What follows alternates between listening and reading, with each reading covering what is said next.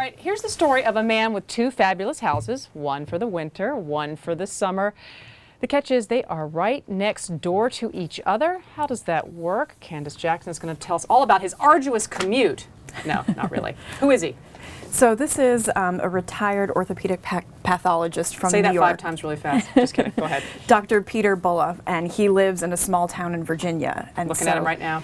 It's a very unusual setup. Basically, his winter and summer homes are next door neighbors. Now, why did he do this? Does he just love this area so much, and did he just build one that would basically be cozy and warm and have the physical attributes to do that from a heating standpoint in the winter, and then one that's more open and light in the summer? It just sort of happened that way. One was built in the 1840s. Looking at the winter house right now. Sorry to interrupt you. Go So ahead. this house was built in the 1840s. It is very cozy and traditional. This library is actually in the newer house, in the summer house, which has recently been thoroughly remodeled and has a much kind of airier, loftier feel, with the exception of this library, which is windowless and lit by candelabra.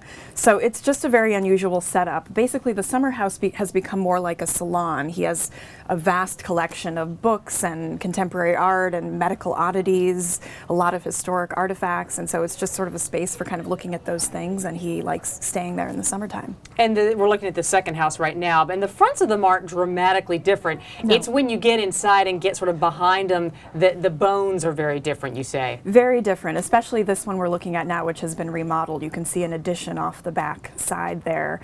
It's sort of a mix of a lot of traditional elements with really contemporary touches like glass walls. Obviously, you wouldn't find that in the 19th century. No, definitely not. What did he pay for these properties?